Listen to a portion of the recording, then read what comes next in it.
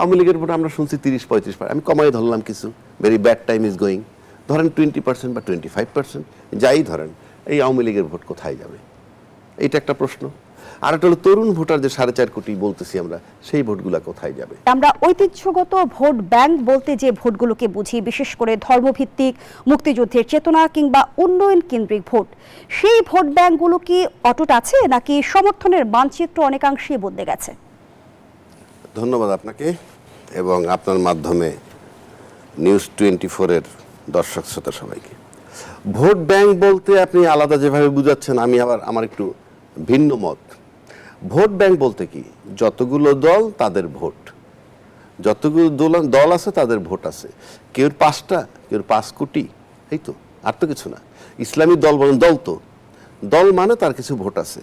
এখন আপনি যদি মোটা দাগে নিয়ে আসেন, তা মোটা দাগে নিয়ে আসলে আপনার জামাত নিয়ে একটা জোট হয়েছে, বিএনপি একটা জোট করছে, সেই জোটগুলোর ভিতরে যারাই থাকুক না, আপনি সহজে যদি আনি, বিএনপির ভোট আছে, জামাতের ভোট আছে, এনসিপির ভোট আছে, অন্যান্য রাজনৈতিক দলের দলীয় ভোট আছে, আর এর বাইরে ভোট আছে এডিশনাল কার, আওয়ামী লীগের ভোট আছে, তরুণ সমাজের 4 কোটি 50 লাখ ভোট আছে, যেটা আমরা শুনতেছি।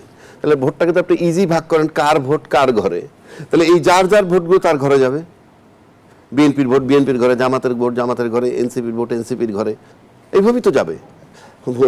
মানে হুজুরদের ভোট হুজুরদের ঘরে, ওই বামপন্থীদের ভোট তাদের ঘরে। তারপরে যে ভোটগুলো থাকে সেগুলা কোনগুলা? একটা আছে আওয়ামী লীগের ভোট।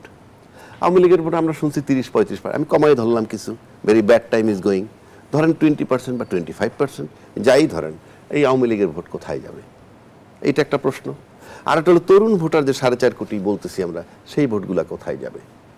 প্রথম যদি আমি আওয়ামী লীগের ভোটগুলোর দিকে আসি, আওয়ামী লীগের যে বৈশিষ্ট্য, আওয়ামী লীগের যে গুণ, তাতে মোটামুটি আওয়ামী লীগের ভোট কোনো ঘরে না যাওয়ার সম্ভাবনা বেশি। কোনো ঘরে না যাওয়ার সম্ভাবনাই বেশি? হ্যাঁ। কেন আমি বলছি, আপনি যদি বিতর্ক করি আমরা বা যুক্তি দেই, ধরেন আওয়ামী লীগের ভোটটা আমার নর্মাল আওয়ামী লীগের যে বৈশিষ্ট্য, তাতে আওয়ামী লীগ অন্য কাউকে ভোট দিবে না। একান্তই যদি 2-1% ভোট ব্যক্তিগত সম্পর্কের খাতিরে দিতে যায়, ভিন্ন কথা। প্রথমত আওয়ামী লীগের মার্কা নাই, আওয়ামী লীগের লোক নির্বাচন করতেছে না, সে ভোট দিবে কাকে? তার তো ভোট নাই, মানে তার দলের লোক নাই। তাহলে আমি প্রাথমিক ধরে নিলাম সে দিবে না। আর যদি ধরেন দিবে, কাকে দিবে? আওয়ামী লীগ তো অন্য তৃতীয় কোনো দলকে তার ভোট দিয়ে একেবারে আসমান পর্যায়ে নিয়ে যেতে পারবে না। তাহলে তার ভোট পাওনা থাকতেছে কারা? বিএনপি, জামাত, এনসিপি, আর ধরেন জাতীয় পার্টি। যদি দেয় সে, আমি বলতে দিবে না, যদি দেয়, যদি বিএনপিকে দেয়, সোনায় সোহাগা, কারণ বিএনপি নিজের ভোটই যথেষ্ট। তারপর যদি ওইটা অ্যাড হয়, সোনায় সোহাগা। আচ্ছা, যদি জামাতে দেয়, আপনি জামাতের নর্মালি আমরা ধরে নিছি ইদানিং সবাই বলে তাদের কিছু ভোট বাড়ছে, তো জামাত সহ তার যে জোটের ভোট যদি 15% টোটাল হয়ে থাকে, অর্থাৎ তার ইসলামী ফোর্স এবং এনসিপি এবং জামাত সহ 15% ভোট যদি হয়, তার সাথে যদি আওয়ামী লীগের 25 যোগ হয়, 25, তাহলে 40% ভোট তার হয়। তাহলে বিএনপির ভোট আছে 35। সুতরাং আওয়ামী লীগের ভোট জামাতের ঘরে যায়, জামাত জয়লাভ করবে, সিঙ্গেল মেজরিটি পেয়ে যাবে। বিএনপি পেলে তো সোনায় সোহাগা। আওয়ামী লীগের ভোট এককভাবে কোনো নির্দিষ্ট দলে যাওয়ার সুযোগ আছে কি, নাকি সেই ভোটও ভাগ হয়ে যাবে? তাহলে তো আওয়ামী লীগ দলই থাকে না।